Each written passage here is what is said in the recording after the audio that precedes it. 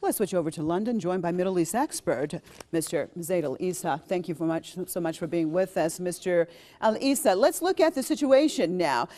Your perspective on what the Iraqi government has done, appearing that they needed to stop the broadcasting of 10 television stations. Your take, sir. Yeah, this decision, I can say in all honesty, has been long overdue, and it is high time, considering the highly volatile and highly precarious situation and the sharp deterioration in the security situation, to actually ban or revoke the license of those channels which have been openly and explicitly calling for, demanding and encouraging the insurgents to take up arms against security forces, and has been clearly backing up, supporting and throwing their weight behind the Al-queda in Iraq, and also behind Mr. Al-Issa, let me jump in here. Can you hear me? Let me just jump in here, because we know, being of course Press TV, and how we are blocked from satellites now all across the world. So tell me exactly what you think that they have done, that you say that they are encouraging the insurgents or encouraging sectarianism in that country. As I told you, that they haven't been mincing their words, they haven't been beating about the bush, they have explicitly, openly and publicly thrown their weight, thrown their support, thrown their backing, and they have been highly vocal about supporting supporting violence, propagating the message of those violent and sectarian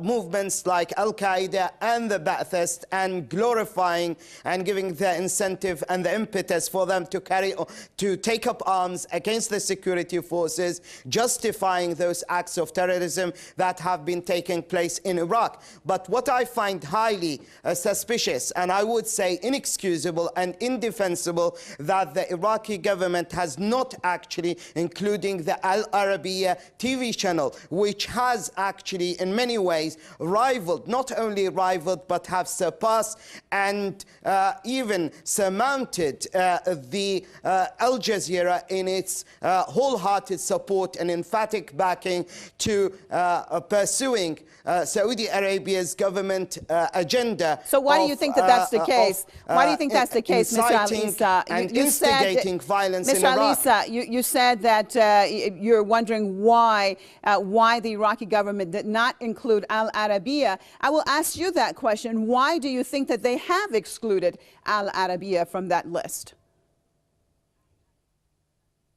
I think it's part and parcel of the appeasement strategy that the Iraqi government has pursued towards Saudi Arabia, and turning a blind eye towards the sectarian, the ramping up of the sectarian rhetoric and the ratcheting up of the sectarian tension in Iraq, and openly and publicly inciting, encouraging the Sunnis to take up arms against the Iraqi government, accusing it of discriminating against the Sunnis, and also throwing their weight behind the protests which have been used and exploited by Al-Queda, who are now clearly appear to be part and parcel of Jabhat al-Nusra in Syria, which has been openly and publicly supported, financed and armed, and also paid salaries by Saudi Arabia